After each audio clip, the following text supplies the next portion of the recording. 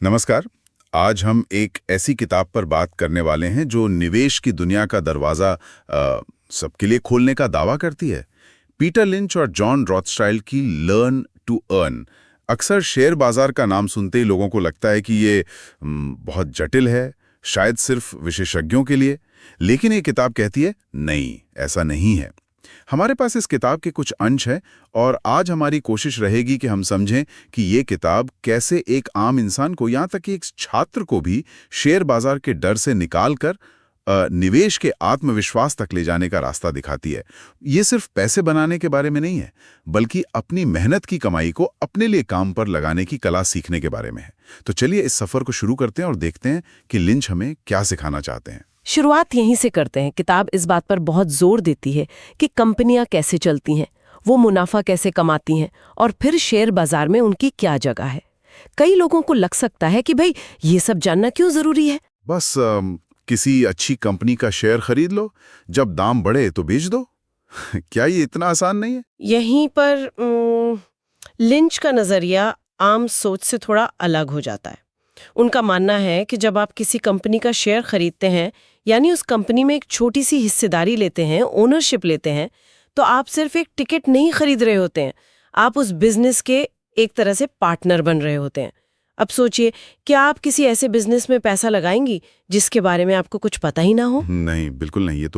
ये तो अंधेरे में तीर चलाने जैसा हुआ। बिल्कुल।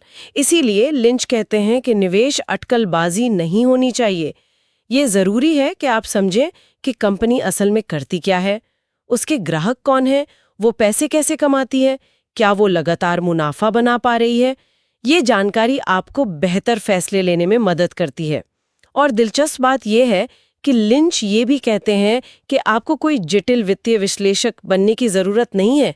उनका एक मशहूर सिद्धांत है, invest in what you know, यानी उन चीजों या कंपनियों में निवेश करें जिन्हें आप अपनी रोजमर्रा की जिंदगी में देखती हैं और समझती हैं। अच्छा, ये दिलचस्प है।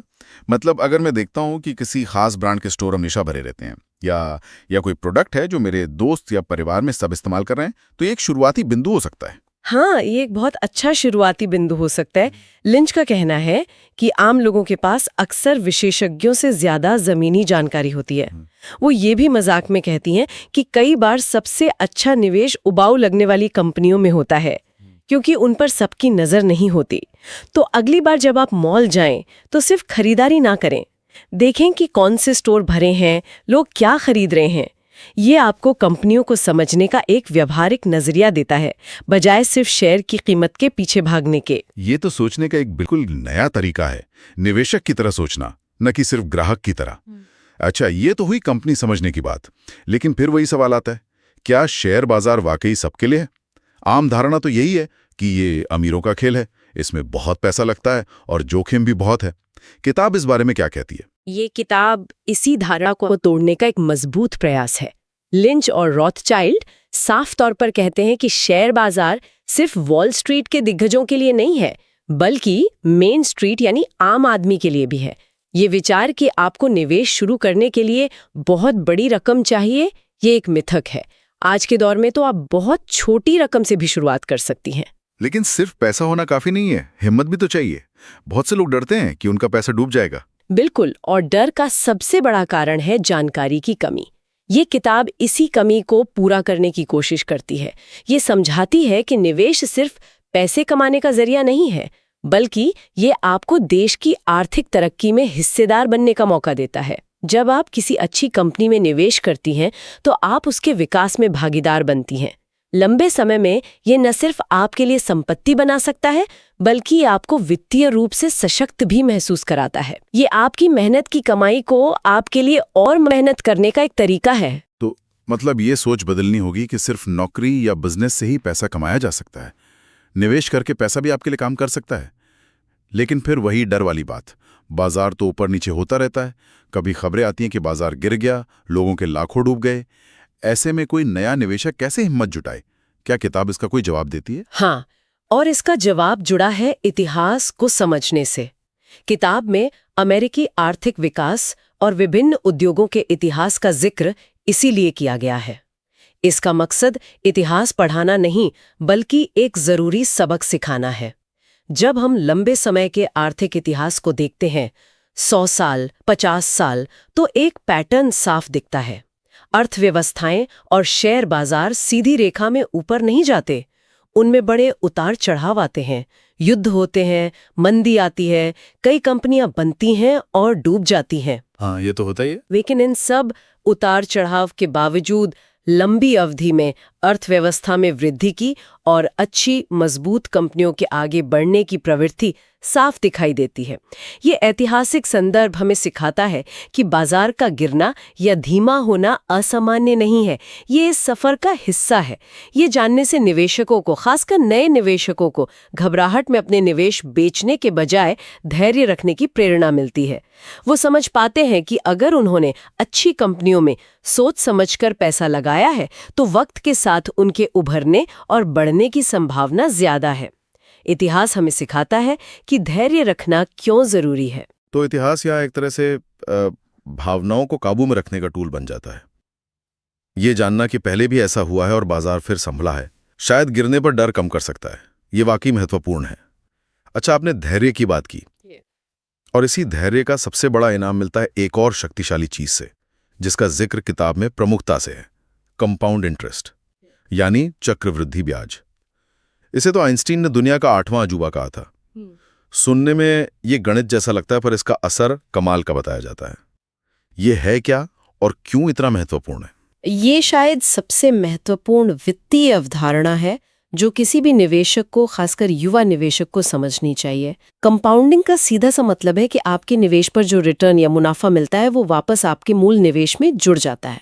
फिर अगली बार आपको अपने इस बढ़े हुए निवेश पर रिटर्न मिलता है, यानी आपका पैसा आपके लिए और पैसा कमा रहा है और फिर वो कमाया हुआ पैसा भी आपके लिए कमाना शुरू कर देता है। अरे, ये तो वैसा ही हुआ जैसे किसी ने कहा था पैसे का पेड़ लगाना, जिसमें फल लगते हैं और फिर उन फलों से और पेड़ उगते हैं। बिल्कुल सही उपमा है, और इसका असर समय के साथ बढ़ता जाता है। शुरुआत में शायद ये ज्यादा न लगे, लेकिन 10 साल, 20 साल, 30 साल में इसका प्रभाव जबरदस्त हो सकता है। छोटे छोटे नियमित निवेश भी लंबे समय में कंपाउंडिंग की शक्ति के कारण आश्चर्यजनक रूप से बड़े बन सकते हैं। यहीं पर शायद किताब का युवाओं और छात्रों पर खास जोर देने का कारण जुड़ा है। एकदम सही। युवाओं के पास वो सबसे कीमती संपत्ति होती है जो बाद में कोई नहीं खरीद सकता, समय। जितनी जल्दी कोई निवेश शुरू करता है, उतना ही ज्यादा समय कंपाउंडिंग को अपना जादू दिखाने के लिए मिलता है। एक दिलचस्प उदाहरण सोचिए। मान लीजिए कोई व्यक्ति 20 साल की उम्र में हर महीने 1000 रुपए निवेश करना शुरू करता है और उसे औसतन 10% सालाना रिटर्न मिलता है। दूसरा व्यक्ति 30 साल की उम्र में उससे दुगना, यानी 2000 रुपए हर महीने निवेश करना शुरू करता है, उसी 10% रिटर्न पर। जब दोनों 60 साल के होंगे तो आपको क्या लगता है, किसके पास ज्यादा पैसा होगा? शायद दूसरे वाले के पास, क्योंकि वो हर महीने ज्यादा पैसा लगा रहा है। नहीं, पहले वाले व्यक्ति के पास, जिसने जल्दी शुरू किया था, काफी ज्यादा पैसा जमा हो चुका होगा। ये है कंपाउंडिंग और समय का जादू। इसीलिए किताब चीख चीख कर कहती है, जल्दी शुरू करो, चाहे छोटी रकम से ही क्यों ना हो। ये वित्तीय स्वतंत्रता की राह को काफी हद तक आसान बना सकता है। ये बात तो वाकई आंखें खोलने वाली है। मतलब सिर्फ ज्यादा कमाना या ज्यादा बचाना ही नहीं, बल्कि जल्दी शुरुआत करना भी उतना ही या शायद उससे भी ज्यादा महत्वपूर्ण हो सकता है। अच्छा, एक और बात जो इस किताब के बारे में कही जाती है वो ये है कि ये बहुत ज्यादा तकनीकी या जटिल नहीं है। ये फंडामेंटल्स पर फोकस करती है। क्या ये इसकी खूबी है या खामी? क्या ये उन लोगों के लिए पर्याप्त हैं जो सच में निवेश सीखना चाहते हैं? सबसे बड़ी खूबी है, खासकर उस दर्शक वर्ग के लिए जिसके लिए लिखी गई है, यानी आम लोग और नौसिखिए। पीटर लिंच खुद एक लेजेंडरी फंड मैनेजर रहे हैं जिन्होंने बहुत जटिल विश्लेषण किए होंगे, लेकिन इस किताब में उन्होंने जानबूझकर भाषा को सरल रखा है। उन्होंने मुश्किल वित्तीय शब्दावली, जटिल चार्ट्स और अनुपातों से परहेज किया है। तो फिर ये सिखाती क्या है? सिर्फ प्रेरणा देती है? नहीं, ये सिर्फ प्रेरणा नहीं देती, ये बुनियादी समझ और आत्मविश्वास देती है। ये सिखाती है कि कंपनियां क्या हैं, शेयर क्या हैं, यानी हिस्सेदारी, आपको निवेश क्यों करना चाहिए, धैर्य क्यों रखना चाहिए और लंबी अवधि के नजरिए का क्या मतलब है। ये निवेश के क्यों और क्या पर ज्यादा फोकस करती है, बजाय बहुत गहरे कैसे में उतरने के।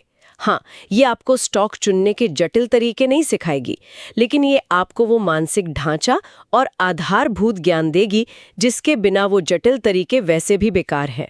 तो ये एक तरह से पहली सीढ़ी है। ये डर कम करती है और आगे सीखने के लिए एक मजबूत नींव रखती है। लेकिन क्या ये इतना सरल रखना काफी है? कहीं ऐसा तो नहीं कि लोग जरूरी चीजें सीखने से चूक जाएं, जैसे कि कंपनी सचमुच सस्ती है या महंगी? ये कैसे पता करें? ये एक वाजिब सवाल है।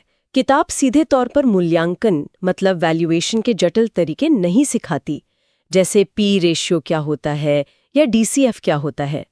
लेकिन इसका सार यही है कि सिर्फ शेयर की बढ़ती कीमत के पीछे न भागें।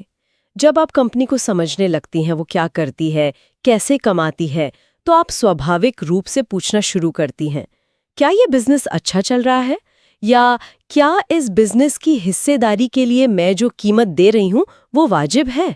ये किताब आपको ये सवाल पूछने के लिए तैयार करती है। ये आपको सिखाती है कि एक शेयर सिर्फ स्क्रीन पर चमकता हुआ नंबर नहीं, बल्कि एक चलते फिरते बिजनेस का हिस्सा है। ये समझ आ जाए तो फिर पी रेशो जैसी चीजें सीखना अगला तार्किक कदम बन जाता है और वो ज्यादा मायने रखता है। समझ गया। तो ये नींव है जिस पर आप बाद में और मंजिलें बना सकते हैं। चलिए, अब अगर हम इस पूरी चर्चा को समेटें और इस किताब से मिलने वाली मुख्य सीखों को क्रिस्टलाइज करें, तो वो क्या होंगी? मेरे दिमाग में जो सबसे पहले आ रहा है वो है नजरिया बदलो। शेयर बाजार को जुआ या अमीरों का खेल समझने के बजाय इसे बिजनेस में हिस्सेदारी खरीदने का एक तरीका समझो। बिल्कुल। और इसी से जुड़ा दूसरा पॉइंट, अपने बिजनेस को समझो। आंख बंद करके निवेश मत करो, बल्कि उन कंपनियों में पैसा लगाओ जिनके काम को तुम समझते हो और जिनके भविष्य में तुम्हें भरोसा है। तीसरा, जैसा हमने विस्तार से बात की, कंपाउंडिंग की ताकत को पहचानो और जितनी जल्दी हो सके निवेश शुरू करो। समय आपका सबसे अच्छा दोस्त है। और चौथा, शायद धैर्य रखो। बाजार के उतार चढ़ाव से घबराओ मत। इतिहास गवाह है कि लंबी अवधि में अच्छी कंपनियां अच्छा करती हैं। हाँ, और पांचवा, जो शायद इन सब का आधार है, वित्तीय शिक्षा का महत्व। ये किताब इस बात पर जोर देती है कि अपने पैसों के बारे में सीखना, निवेश के बारे में जानना, ये सबकी जिम्मेदारी है, सिर्फ विशेषज्ञों की नहीं। ज्ञान ही आपको डर से निकालकर आत्मविश्वास की ओर ले जाता है, खासकर जब बात आपके वित्तीय भविष्य की हो। ये किताब उस ज्ञान की पहली खुराक है। तो कुल मिलाकर लर्न टू अर्न का संदेश बड़ा साफ और शक्तिशाली लगता है। निवेश डराना या मुश्किल नहीं है, ये सीखा जा सकता है और ये हर किसी के लिए जरूरी है। ये आपको अपनी मेहनत की कमाई को वाकई अपने लिए काम पर लगाना सिखाती है। बिल्कुल। ये किताब विशेष रूप से छात्रों और उन लोगों के लिए एक बेहतरीन शुरुआती बिंदु है जो निवेश की दुनिया में पहला कदम रखना चाहते हैं, लेकिन कहाँ से शुरू करें ये नहीं जानते। ये जटिलता का डर हटाकर जिज्ञासा और सीखने की इच्छा पैदा करती है। ये आत्मविश्वास देती है कि हाँ, मैं भी अपनी वित्तीय किस्मत खुद लिख सकती हूँ। ये वाकई एक सशक्त करने वाला विचार है और जाते जाते अपने सुनने वालों के लिए एक सवाल छोड़ जाते हैं जिस पे वो सोच विचार कर सकते हैं। इस किताब से या ऐसी ही किसी शुरुआती जानकारी से बुनियादी समझ हासिल करने के बाद कोई व्यक्ति अपनी वित्तीय ज्ञान यात्रा को आगे बढ़ाने के लिए अगला व्यवहारिक कदम क्या उठा सकता है? ऐसा क्या किया जा सकता है जिससे ये जानकारी सिर्फ दिमाग में ना रहे बल्कि असल जिंदगी में उनके वित्तीय फैसलों में झलकने लगे?